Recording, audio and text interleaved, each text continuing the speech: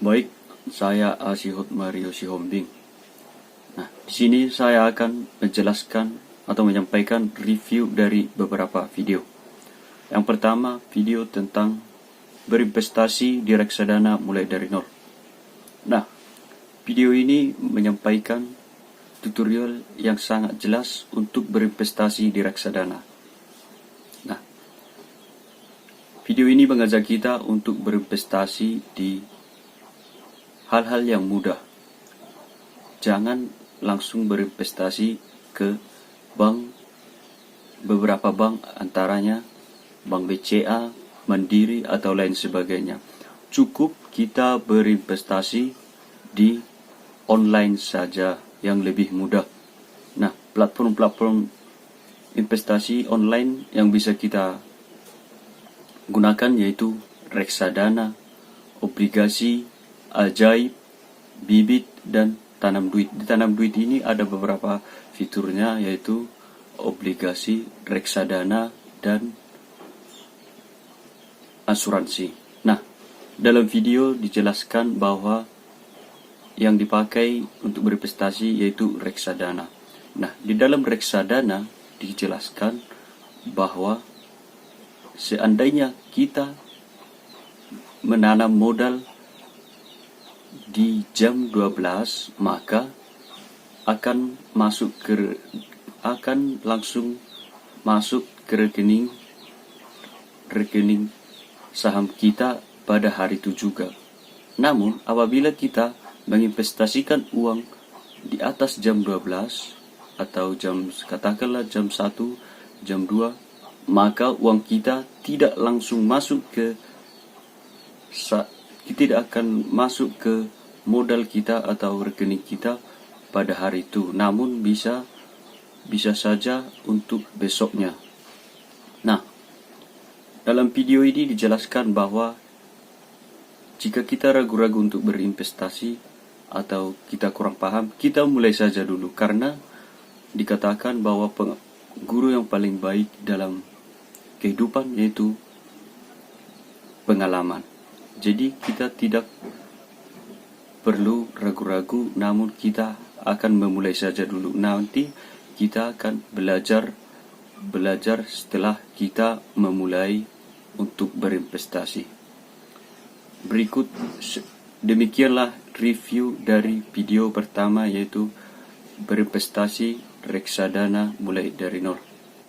Baik, di sini saya akan lanjut mereview video yang kedua. Video yang kedua berjudul tentang siklus ekonomi. Video ini disampaikan oleh Bong Chandra. Beliau mengatakan bahwa sebelum menjadi seorang investor yang baik, kita harus mengetahui bagaimana ekonomi itu bekerja atau how economy works. Dalam video disampaikan bahwa Bong Chandra terinspirasi dari seorang tokoh yang bernama Ray Dalio yang mengatakan bahwa ekonomi itu merupakan sebuah mesin besar yang terdiri dari partikel-partikel kecil yang dinamakan transaksi. Nah, ekonomi ini dibentuk dari transaksi-transaksi yang kita lakukan sehari-hari. Nah, transaksi ini terjadi apabila kita menukarkan uang atau kredit kita dengan 3 hal. Yang pertama, goods, di saat kita membeli pakaian, makanan, dan barang-barang lainnya. Yang kedua, apabila kita menukarkan uang kita dengan service. Apabila contohnya kita pergi ke salon, gunting rambut, dan sebagainya. Dan yang ketiga yaitu apabila kita menukarkan uang kita dengan financial asset. Contohnya bond dan aset-aset bentuk aset lainnya. Nah, yang ketiga hal tersebutlah yang menjadi kumpulan yang kita tukarkan dengan uang yang menjadi disebut transaksi. Nah, dalam video juga dijelaskan bahwa ada 3 penggerak ekonomi. Yang pertama, produktif productivity growth atau pertumbuhan produktivitas. Yang kedua, short term debt cycle. Dan yang ketiga, long term debt cycle. Nah, untuk short term debt cycle ini biasanya terjadi 5 sampai 8 tahun sekali. Lebih mudah diprediksi. Nah, untuk keadaan ini dijelaskan bahwa di mana di saat productivity kita naik, spending kita naik, atau spending atau konsumsi kita naik, dan kemampuan kita untuk membeli barang-barang itu naik. Nah, di saat kita mampu membeli rumah, aset, di mana produksi rumah sedikit namun kita mampu untuk membeli, disinilah terjadi kenaikan harga. Nah, di saat kenaikan harga ini naik atau cycle naik, maka akan terjadi inflasi. Nah, disinilah peran bank sentral akan menaikkan suku bunga.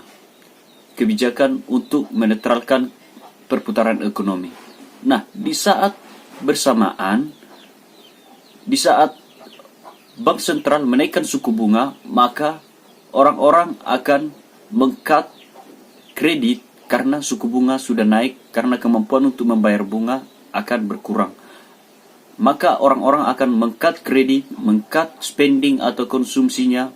Nah, di saat orang-orang meng-cut konsumsi dan meng-cut kredit, maka harga akan otomatis menurun. Nah, di saat harga menurun atau cycle menurun, maka akan terjadi deflasi. Nah, di saat terjadi deflasi, maka pemerintah akan menurunkan suku bunga supaya menetralkan keadaan ekonomi kembali. Nah, untuk long term debt cycle ini biasanya terjadi 75 sampai 100 tahun sekali. Lebih sulit untuk diprediksi. Nah, dalam video ini dijelaskan bahwa dalam keadaan ini, di mana saat seseorang memiliki properti atau aset, katakanlah sebuah tanah atau gedung, di mana pada suatu saat dia tidak bekerja lagi, namun harga asetnya ini meningkat dari awal dibeli. Nah, maka seseorang ini akan mengajukan kredit kepada bank dengan jaminan asetnya tersebut. Nah, pada suatu saat aset ini, seseorang ini tidak mampu lagi untuk membayar kredit, maka seseorang ini akan menjual kembali asetnya. Nah, di saat ada beberapa banyak orang yang akan serentak menjual aset, maka kredit akan menurun. Nah, di saat kredit akan menurun, maka bank sentral kembali akan menurunkan bunga kredit. Namun di saat bank sentral menurunkan bunga kredit sampai 0%, tapi ekonomi masih juga lemah, maka kebijakan yang terakhir yang dipilih yaitu printing money atau mencetak uang untuk memulihkan ekonomi. Dalam video tersebut disampaikan bahwa untuk memahami sebuah siklus ekonomi, kita harus